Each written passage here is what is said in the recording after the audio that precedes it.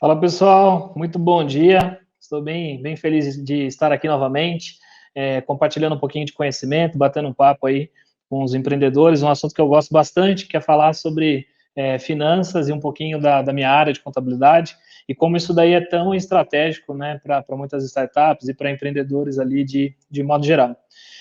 Quando eu recebi o convite aqui, né, do time, né, da ABS, primeiro que eu fiquei muito feliz, né, assim, como mantenedor, eu acredito muito no propósito da ABS, como que ela contribui positivamente ali com o ecossistema, e eu fiquei refletindo sobre aprendizados, né? Qual seria um assunto ali interessante de trazer aqui para poder compartilhar, pela experiência que a gente tem assessorando aí centenas de startups, inclusive unicórnios ali dentro do nosso portfólio. E uma das coisas que eu trouxe, eu falei, putz, isso aqui pode ajudar bastante todo mundo, como você pode encantar os seus investidores, né? Com processos financeiros e contábeis eficientes. E o que eu quero dizer aqui com esse tema, com essa palestra, né, com esse propósito, é que existem gatilhos, né, existem pequenos processos ou pequenos ajustes que vai tornar a sua startup mais atrativa sob a ótica de investimento. Né? Então, tentei ser o mais simples possível, não gosto de jargão de modo geral, então esse é o intuito. Né? Quais são os processos, como você organiza essa gestão para que você possa ter um processo, né, de diligência, de captação de investimento mais simples, né? Se você não passou, você vai passar em algum momento por alguma operação dessa, né? Seja de captação, de M&A, que quer que seja. E a ideia aqui é trazer todo esse aprendizado para vocês. Né? Então, falando um pouquinho de agenda, qual que é a linha de tempo aqui desse nosso papo, passar um pouco de introdução, falar sobre gestão financeira propriamente dita, destrinchar alguns desafios do que a gente vê, que quase todas essas startups têm ali em comum, quais são os principais indicadores e métricas que eu recomendo aí que vocês acompanhem, né, na jornada ali como empreendedor, e alguns insights, algumas dicas ali finais de todos o que a gente viu que os empreendedores, né, buscam ali no dia a dia das suas startups. Então, começando aqui, falando um pouquinho por mim, eu já desembestei aí comentando, falando sobre o tema, etc. Eu sou o Cristiano Freitas, né, eu sou fundador ali da Cirrus Contabilidade. A Cirrus é a principal empresa de contabilidade focada no segmento de tecnologia. Então, a gente trabalha com startups desde 2013. Nossa empresa ela é segmentada para esse público e desde lá a gente assessorou centenas de startups e todo o aprendizado que a gente tem foi focando exatamente nesse nicho. Eu sou formado em contabilidade, né? Eu me formei aqui em Campinas, eu sou de Campinas, São Paulo, e me especializei em direito tributário, porque eu entendia que Brasil, né, quando você fala de tributos de modo geral, ele pode ser muito estratégico para negócios inovadores. Então, quando você fala de inovação, naturalmente a inovação vem antes do que as regras. Então, é super importante entender muito bem esse mundo para poder apoiar, assessorar aí os empreendedores de modo geral. Como eu comentei, a Cirrus atuando de forma segmentada, o nosso core está em tecnologia, inovação e novos modelos de negócio. Eu brinco que a gente gosta de atuar principalmente com modelos de negócios que outros contadores, outros consultores, em alguns momentos eles evitam, né, por desconhecimento. E é exatamente aí onde a gente entra. Então, a gente tem experiência aí com inúmeros segmentos, né, de fintech, de cripto, processamento, marketplace, SaaS, crowdfunding, por aí vai, que são segmentos que a gente chama aí de nova economia, né, de novos modelos aí de atuação. A gente atua, o escritório fica em Campinas, mas a gente tem uma atuação aí de forma nacional. Tá? Qual que é o nosso posicionamento, então? Né? Como que a Cirrus aqui, a gente se posiciona? Primeiro que a gente busca empreendedores, né? Empresas ali de alto impacto. Então, um empreendedor que quer fazer a diferença, que traz ali para o mercado alguma inovação. A gente sabe que as startups, de modo geral, têm essa característica, né? Então, a gente tenta ser o mais estratégico possível e tornar isso de uma forma muito simples e descomplicada, né? Então, a gente entende que muito do que está sendo construído nos últimos anos, né, por startups, de modo geral, são sonhos, são caminhos, são rotas ainda não conhecidas. Então, a gente quer estar próximo, quer estar do lado, caminhando e trilhando por esse processo tudo, né? Trouxe aqui algumas referências, alguns clientes atendidos pela Cirrus hoje. Então, a gente, felizmente, tem uma carreira ali construída como companhia, assessorando empresas que a gente entende que são super relevantes e tem um posicionamento de mercado super importante. E a gente deve, é claro, para cada um dos nossos clientes, dos nossos parceiros, todos os aprendizados e os comentários que eu vou fazer aqui hoje, compartilhando um pouquinho desse assunto com todos vocês. Espero que vocês gostem, né? Então, eu sempre produzo materiais, compartilho muito disso, então fica aí sempre o convite de acessar ali nossas redes sociais, todas @Cirrus Contabilidade, que aí é todo o material que a gente produz, prepara com todo carinho, é distribuído aí por esses meios. Sem delongas, né, vou entrando aqui direto no nosso tema. A gente veio aqui para falar sobre gestão, para falar sobre como encantar os investidores, né, com processos financeiros e contábeis mais eficientes, e vamos aí direto para o nosso tema, né. Então, a primeira coisa que eu gosto de trazer quando a gente fala, né, de gestão financeira, né, de modo geral, o que é? Eu sempre, eu entendo que para muita gente isso aqui, putz, é básico, mas eu gosto de setar a base, garantir que tá todo mundo na mesma página, e a partir dali a gente vai avançando e subindo alguns degraus ali sobre o que vai ser debatido hoje, né? Então, quando você fala de gestão, né, e aí quando eu falo de gestão financeira, eu nada mais estou olhando para os recursos, para a caixa. Então, qual que é a ótica principal, né, que todo empreendedor precisa ter? Ele precisa entender como o negócio dele funciona, de modo geral, na geração ou no consumo de caixa, e qual a melhor forma para otimizar tudo isso. Então, quando você usa o termo gestão, é isso que a gente tem que fazer, né? E muitas vezes isso é negligenciado, né? Quando você parte, né, de uma ideia, né, e uma vez validado, você faz a primeira captação e você entra nas séries, né, de captação, né, de anjo, seed, pré-seed, Series A, B, aí vai. Muitos desses processos, assim, você acaba aprendendo muitas dinâmicas no decorrer do dia a dia ali da sua startup. Então, é importante tomar muito cuidado, né, para você não negligenciar questões que são super importantes. Então, quando a gente fala de gestão, né, financeira, pensa que é entender e otimizar como você utiliza esses recursos financeiros, seja por uma ótica do que você consome, seja paga, gasta, que quer que seja pela ótica do que você gera de caixa. Então, quando você fala de gestão, eu sempre vou olhar para esse mundo, tá? E aí, a outra questão é por que a gente tem que falar sobre gestão financeira, né? Eu acho que, como todo empreendedor, vocês devem conhecer, caso não conheçam, recomendo que consumam um pouco os materiais, o conteúdo que é produzido, proibido é ótimo, né? Que é produzido pela CB Insights, né? E lá ele numerou, se eu não me engano, 14, 15 itens, que são os itens ali principais que impactam ou porque as startups elas falham, né? Então eles enumeraram, fizeram um levantamento do estudo, porque essas startups haviam falhado. E quando você analisa todos esses itens, 55% daquelas razões, de alguma forma, está relacionado à gestão financeira, né? Ou porque efetivamente faltou recurso, então faltou caixa, né? Espero que isso não aconteça com nenhum empreendedor que está assistindo aqui esse conteúdo, mas literalmente ele calculou errado, né, o consumo mensal, né, o cash burn dele não estava alinhado, ou ele empurrou demais a fase que ele deveria entrar para uma captação de investimento e acabou a grana, ele não captou, o que quer que seja. Então, pode ter falta de caixa, precificação, né, ou pricing, como a gente usa aqui, alguns termos em inglês, por precificar de forma errada o seu produto, o seu serviço, e aí também pela falta de investimento. Então, quando você soma todos aqueles fatores que, de uma forma direta ou indireta, estão relacionados com a gestão de caixa, de tudo que foi enumerado, corresponde a um pouco mais de 55%. Cara, isso é muita coisa, né? Então, empreendedores de modo geral, segue aqui uma dica super importante, né? Nunca deixem de olhar para o fluxo, para a gestão financeira do seu business, né?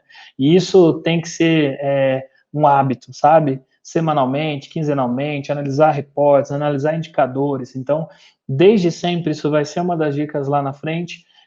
Pense em estrutura de time e qual é o time adequado para cada fase que o seu negócio vai estar, porque isso aí não tem preço, assim, sabe? Com a evolução, a maturidade do seu business vai depender muito dessas decisões que você vai tomar, analisando aí para o fluxo de caixa da sua empresa de modo geral, tá? E aí, quando alguns empreendedores me perguntam sempre, né, tipo, cara, eu entendi, né, sobre a importância de olhar para fluxo de caixa, de você fazer a gestão financeira da minha startup de uma forma ali estratégica, eu compreendi isso. E aí, o que eles geralmente me perguntam é assim, mas como, né? Quais são os relatórios? Quais são os acompanhamentos mínimos que eu preciso ter na minha startup para garantir que aquilo ali está seguro, saca? Então, eu não trouxe aqui, isso aqui não é uma regra, tá bom? Não está escrito em pedra, muito pelo contrário. O que eu tentei compilar, quais são os relatórios sobre a ótica gerencial e de controladoria, né? Que seriam muito mais um aspecto interno ali da startup. E relatórios que boa parte das vezes são produzidos por algum contador, por algum prestador de serviço que não está dentro da sua companhia. E aí eu enumerei entre a análise de todos, assim, eu selecionei seis relatórios, né, financeiros, contábeis ali, operacionais, que se bem acompanhados, né, eu garanto que a sua startup vai estar numa estrutura ali bem madura para fases e para captação de investimento. Por que eu digo isso? Para que para produzir esses relatórios, no mínimo você vai ter construído alguns controles e processos de uma forma bem organizada, né? Aí eu brinco assim, que pode não ser 100% organizado, mas eu garanto que você está fazendo esse exercício e constantemente vai identificar melhorias. Isso acontece naturalmente em todos os negócios, tá? Então, até com mesmo como Cirrus, como empreendedor, eu sempre olho para as otimizações do que pode ser trabalhado. Então, olhando muito ali para a parte mais gerencial, né, para a controladoria do seu negócio, o que eu vejo, né, que muitas vezes pode ser tolo, mas é negligenciado. Quando eu falo de fluxo de caixa. E quando eu falo de fluxo de caixa, cash flow, o que quer que seja, eu sempre tenho que analisar sobre dois aspectos, previsto e realizado. O que é o realizado? O que foi efetivamente consumido ou gerado de caixa, né? E esse relatório de fluxo de caixa, ele vai sempre te nortear, né? Então, o que é previsto versus realizado está muito relacionado com o orçamento. Então, você vai lá, faz uma negociação de investimento e fala, olha, preciso de 500 mil reais, né, de anjo, porque eu vou rodar aqui 6 meses, de 6 meses a um ano, né, a minha startup, o que a gente tem de projeção de geração de caixa é isso, o que eu tenho de projeção de custo é tanto, ainda então eu tenho uma queima de caixa de 80 mil mês, por isso que eu estou pedindo aqui 500 mil, porque eu acho que com 500 mil eu vou poder rodar aí durante X meses, né? Então aqui eu estou chutando números hipotéticos, então não repliquem essas contas que provavelmente elas não vão estar certas, elas vão faltar alguma informação ou outra, mas o que é importante? Quando você planejou, você precisa acompanhar isso. Então, se você determinou que você teria um consumo de caixa de 80 mil mês e no primeiro mês você consumiu 100 e não 80, você precisa analisar qual o próximo passo que você vai fazer então. Putz, foi mal planejado, né? Projetei equivocado, não bati a minha meta de vendas. Quais foram os desdobramentos que impactaram naquela oscilação entre o que previu, o que estava previsto versus o que foi realizado.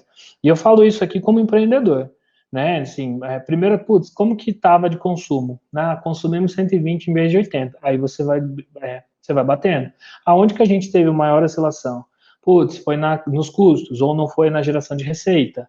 E aí dali você vai direcionando a sua tomada de decisão. Isso aqui é uma coisa super simples de tomada de decisão que você faz em cima de fluxo de caixa tão somente. Então, algo relativamente simples, né, de ser administrado, de ser feito, tá? Então, de novo, como fazer? Você tem uma projeção do que você se comprometeu em realizar versus o que efetivamente foi realizado. Dependendo o que ocasionou aquelas distorções, você abre para planejação e análise, tá? Então, relatório de fluxo de caixa é extremamente importante de ser acompanhado. Todo relatório de fluxo de caixa, que nada mais é do que um espelho, né? O que entrou versus o que saiu, o que foi aporte, o que foi receita, o que quer que seja. Lá no final, você pode produzir uma DRE gerencial. O que é essa DRE gerencial? Ainda sobre a ótica de entrada e saída de recurso, você vê lá o que foi receita, que foi receita operacional, o que foi receita financeira, o que foi custo com mão de obra, tudo que foi pago. Então, eu estou falando uma visão caixa, né? Então, do que se realizou dentro daquele período, numa ótica que você pode dobrar por cento de custo, por resultado, por produto, o que quer que seja, o que faça sentido, tá? Por que eu falo isso? Porque cada modelo de negócio pode ter uma tratativa importante. Então, se você está falando de um marketplace, você vai direcionar como que você quer enxergar os resultados, né? Se você está fazendo por tamanho do parceiro, seja prestador de serviço, ou seja lojista, não sei qual é o modelo de marketplace que você tem. Se for para o modelo SaaS, você quer analisar a receita por tamanho, né? Por corporate, por medium, né? Por small business, que quer que direcione o seu negócio, tá? Então, se você é SaaS, se você é marketplace, se você é fintech, naturalmente você tem que ter uma matriz de análise dos números, dos resultados do seu negócio. E o EBITDA, que é um demonstrativo contábil, né? Ele é gerado a partir da produção dos relatórios contábeis financeiros ali embaixo, mas que ele mostra qual é o resultado efetivo da operação do negócio, excluindo dali o que não seria atividade core, receita financeira, juros, amortizações, depreciações, é um conceito ali que recomendo que todo empreendedor estude um pouco. Tá? Então, o que ele mostra? Se eu, um exemplo legal disso, analisando certa vez os demonstrativos da Cielo.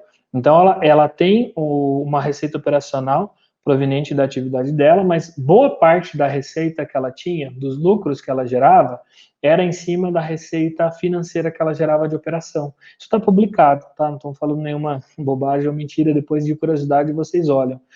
Ou igual uma Localiza, né? Então, ela tem uma receita operacional, que é a alocação, né, dos carros, de modo geral, e uma outra receita que é a venda do ativo dela. Então, por que você separa? Para ver se o que efetivamente a empresa se dispõe a fazer, ela está gerando resultado, ela está gerando lucro, tá? Então, isso é super importante. É um conceitinho um pouco avançado, então, putz, está meio complexo para mim entender esse ponto, não tem problema, se atenta ali no fluxo de caixa, naqueles indicadores que eu acho que já é de extrema valia e estratégico, tá? Quando eu olho para a contabilidade, né, para relatórios contábeis e financeiros, até pensando num processo de diligência, em algum momento você vai ter que apresentar o balanço patrimonial, uma demonstração de resultado e uma demonstração de fluxo de caixa.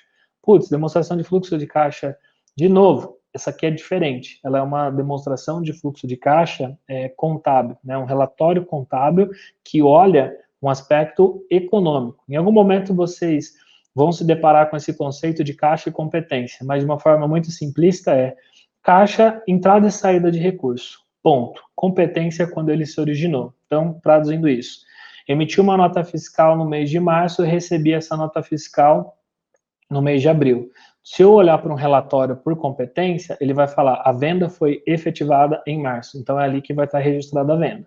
Se eu olhar para um relatório gerencial baseado em caixa, março não há venda, a venda aparece no mês de abril. Então, esse é o princípio. Todos os relatórios contábeis, ele olha para um contexto econômico, né? Então, quando eu estou falando no contexto econômico, eu estou falando assim. Então, balanço patrimonial, demonstração de resultado, ela é um espelho dos números da empresa em determinado momento. Então, assim, como empreendedor, você pode pedir, preciso do balanço patrimonial do último exercício. Você vai falar, putz, o que é isso? Né? O que é balanço do último exercício? Nada mais é do que o relatório do ano anterior. Tá? Então, o balanço patrimonial do ano, por exemplo, de 2019. O que vai aparecer nesse relatório? Qual era o saldo das contas, posso dizer assim, de cada transação. Então, quanto que você tinha em caixa, quanto você tinha em banco, quanto você tinha em títulos a receber, qual era o valor do patrimônio, né, dos ativos da sua empresa, quanto que você devia para fornecedor naquela data, quanto que você devia para funcionários naquela data. Ele é tipo uma foto, tá, naquele relatório. E a mesma coisa acontece na demonstração de resultado do exercício. Ela é uma foto. Putz, quanto que eu tive de receita no ano de 2019, quanto que eu tive de impostos que eu paguei, quanto foi meu custo, né, de prestação de serviço, de produto, sempre vai ser uma foto. Por que eu falo que são esses os relatórios importantes para serem acompanhados? Porque se você ficar com os olhos, né, voltados para esses relatórios, você garante que os processos que precisam ser realizados para que esses relatórios sejam produzidos, você vai ter que fazer de uma forma ou de outra, tá? Então, deixa anotado, marca no papel, putz, ainda não recebi esses relatórios, preciso alinhar isso com o meu contador, ou para quem prepara isso, solicite, porque tem algumas variáveis, né? O contador ele pode fazer os relatórios mensalmente, que é ideal, pode ser por trimestre, pode ser por semestre, só pode ser anual. Só que quanto menor o período para se produzir os relatórios, mais compliance, mais regra, mais organização você tem que ter, porque fechou o mês, você vai pegar os relatórios. Existe um relatório que eu não coloquei aí, que é um relatório transitório, que é o balancete de verificação, que nada mais é um relatório, um espelho do que vai ser produzido no balanço e na DRE no final do exercício, tá? E de fato ele tem esse nome porque ele serve para isso, para você verificar essas contas, tá? E aí, dentro desse processo todo, assim, né, tipo, para produzir esses relatórios, então, Cris, o que você está dizendo?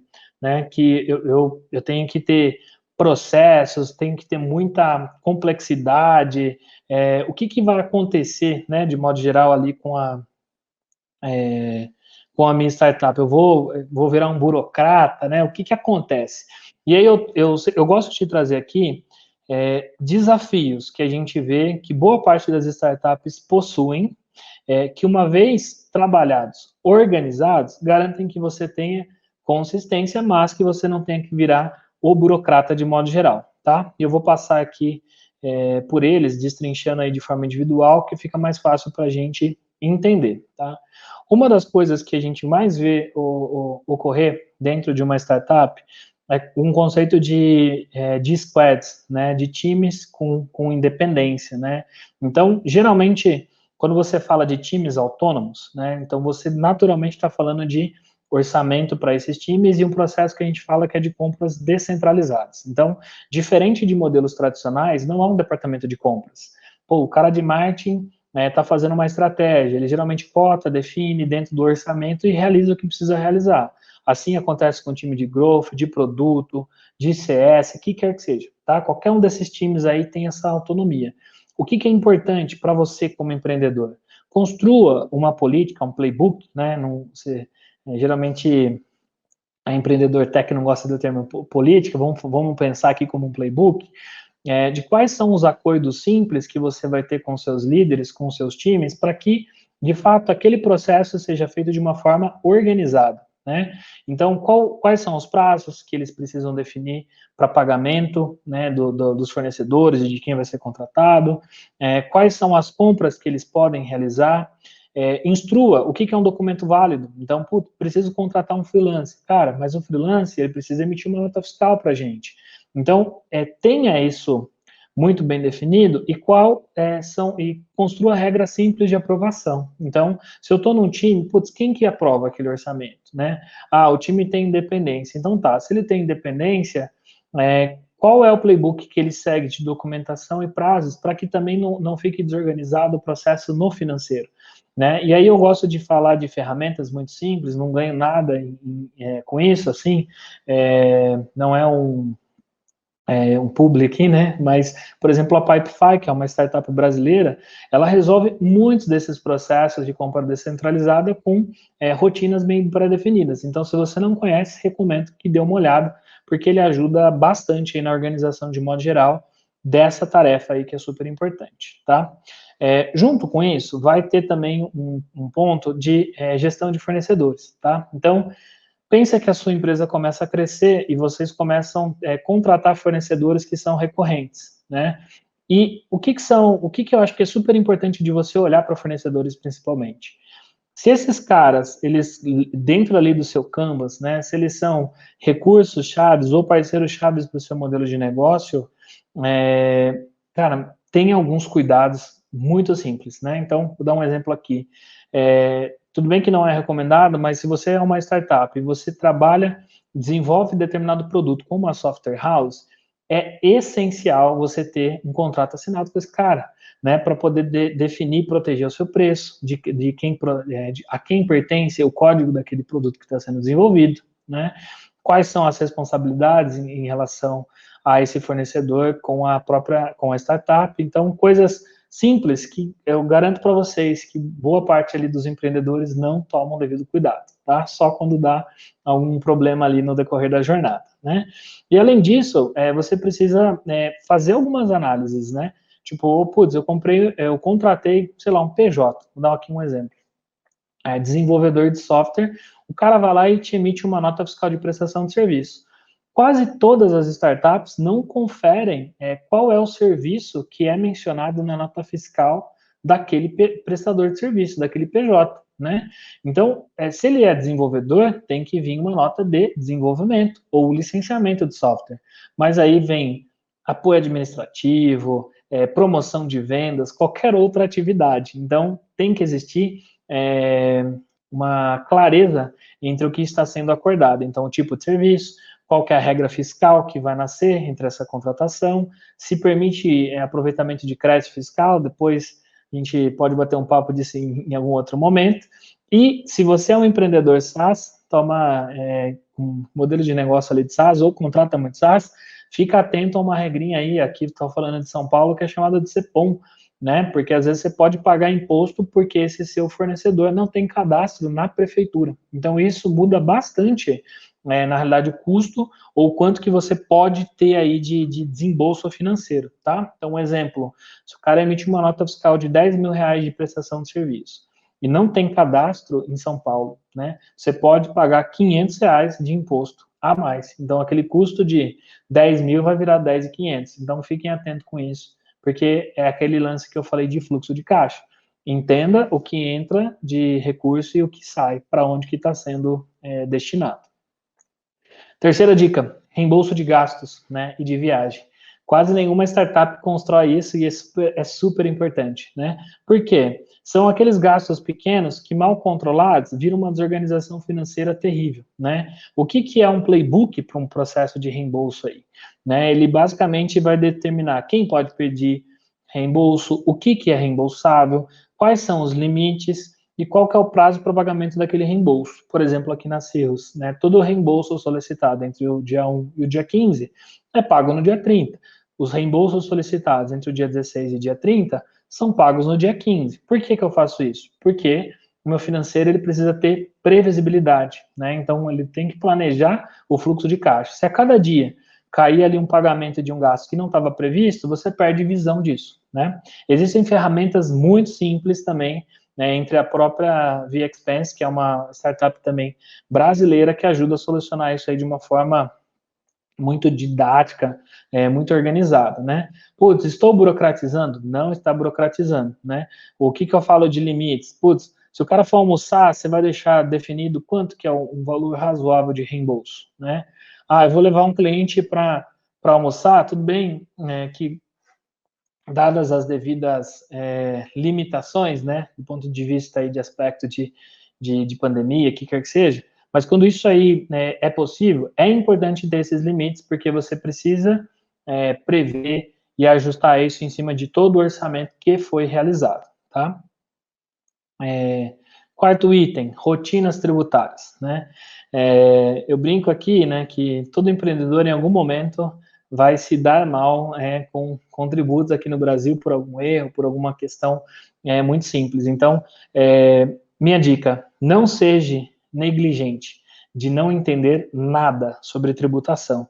Infelizmente, a gente está no Brasil, que é um país que tem uma das maiores e mais complexas cargas tributárias. Então, a chance de você se foder, né, no Brasil com algum erro na parte tributária é gigantesca. Então, não seja negligente de delegar isso. Então, como empreendedor, você tem a obrigação de ter o conhecimento mínimo sobre isso. Né? Você pode delegar? Pode, mas se a pessoa fizer errado, a responsabilidade continua sendo sua. Então, é super importante entender as regras macros para você entender onde a sua startup está inserida, tá? Então, a chance de dar algum problema, né, por negligenciar rotinas tributárias aqui no Brasil, ele é muito sério. Então, eu recomendo muito essa ótica.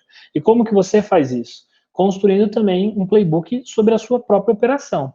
Então, quais são as linhas de receita, quanto de imposto que incide sobre cada linha de receita, quais são os regimes tributários, o que incide sobre os serviços que você contrata. Então, pensa numa estrutura, putz, preciso precificar o meu produto. Primeira coisa, você tem que entender custos, quais são os aí operacionais, quais são os custos tributários envolvendo isso. Existem muita empresa que erra nesse cálculo de precificação, cara, aí é super difícil você correr atrás aí desse prejuízo, tá? Ah, não sei. Então senta com seu contador, senta com seu advogado, senta com seu consultor, senta com quem quer que seja de confiança para você, para poder entender um pouco sobre essas rotinas aqui tributárias e construa o playbook da sua startup. Então, não estou dizendo para você virar um expert, mas entenda quanto tributos afetam o seu modelo de negócio. Estamos aí passando por um processo super legal, de uma possível reforma e revisão aí tributária, mas até que isso aconteça, né, tenha as regras do jogo de uma forma muito clara para você, tá? E aí, o último ponto ali, tem uma gestão de contas a pagar e contas a receber. Então, o que eu citei ali do caso de reembolso, construa SLAs e fluxos, né? Então, putz, qual que é as acordos que existem entre vendas e entre marketing, quais são as demandas que existe entre eles com operações, como que todas esses dados eles chegam, né, para o financeiro, né? Então são áreas muito dinâmicas, né? Área de vendas, área de marketing, área de operação. Quais são os acordos que você tem com o seu time financeiro? Ah, eu não tenho um acordo. Então estabeleça acordo. Então, entre o que vendeu, quais são as necessidades de geração de caixa, que aí está muito relacionado às metas e os objetivos que são pretendidos aí com a sua startup de modo geral. Mas tenha isso escrito e determinado, acordado, que não veja o melhor formato, né? Parede, post-it, papel de pão, né? O que for mais eficiente, sistema, escolha, mas tenha, tá? Porque tudo isso aí impacta em faturamento, né? Cobrança de clientes, e pagamentos. E isso daqui é necessário ter previsibilidade.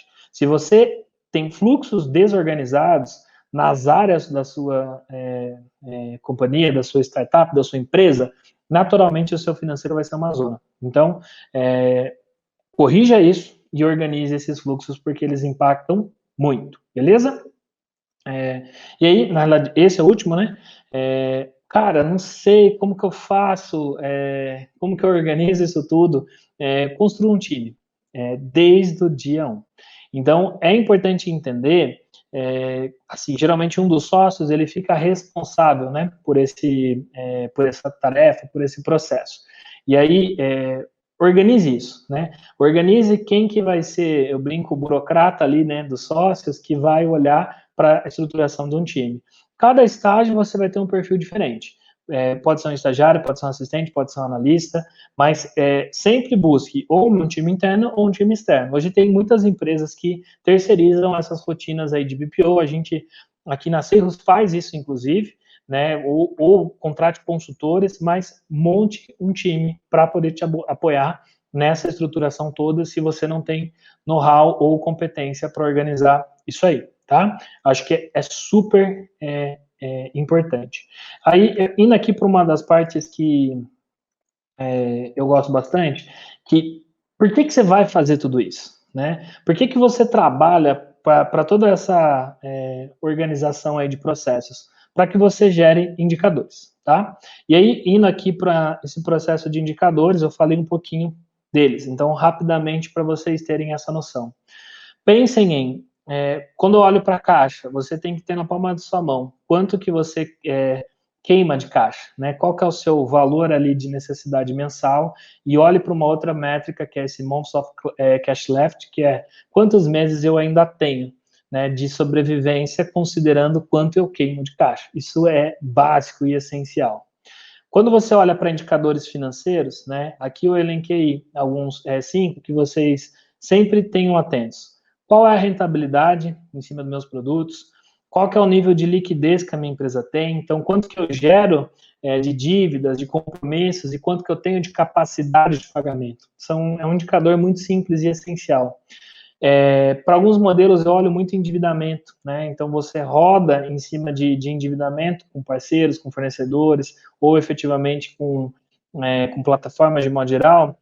olhem para quanto que você tem de dívida, tá? E margem de contribuição, deixa uma dica, depois do meu Insta eu produzi um material bem legal falando sobre margem de contribuição, depois no final vai ter ali o contato para você acessar, né? E sempre mantenha um olho na estrutura de capital. Pense em estrutura de capital no seu cap table, né? Quanto que você tem de estrutura de capital próprio, capital de terceiros, inclusive aí de fornecedores e bancos, que quer que seja, para manter a sua startup ali rodando, né? Quando você olha para empreendedor, todos acompanham muito métricas, tá? E métricas são essenciais, mas eu gosto de trabalhar indicadores financeiros com métricas de uma forma conjunta, né? Então, não é o objetivo aqui detalhar cada um deles, mas eu tentei trazer indicadores que eu entendo que são básicos para qualquer modelo de negócio. Custo de aquisição, qual é o LTV, então quanto que seus clientes trazem para você na vida deles, quanto que você gera de cancelamento, MRR, ARR, então quanto que você gera de receita recorrente, né, ou de recompra, trabalhem sempre com retorno sobre os investimentos aplicados e, dependendo do modelo, entenda qual que é o GMV, né, que é a base principal para determinar a receita, principalmente de modelos de transação, de marketplace e por aí vai, né. Indo aqui para a organização, para o final desse conteúdo, então, quando você fala de organização financeira contábil, métricas, não é à toa que eu trouxe esses pontos como insights, porque se você exercitar todos esses indicadores, essas métricas, esses processos de uma forma muito bem organizada, você naturalmente é uma startup mais atrativa, porque você tem organização nos seus fluxos. E ter esses fluxos muito organizados te ajudam, assim, muito, tá? Insights principais. Construção de time, né? Construam um time, tragam pessoas, mas que esteja adequado à fase da sua startup.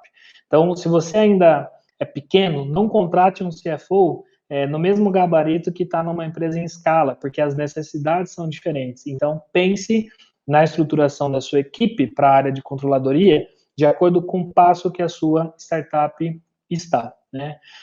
Antes de contratar software, né, eu brinco, faço o dever de casa. Então, foi o que eu te falei, putz, meu financeiro está uma bagunça. Não está, não. Você tem que olhar para todos os processos e entender como eles precisam ser organizados. Uma vez que os processos estão claros, implemente. Ah, vou ter que organizar tudo? Não, faça por camada.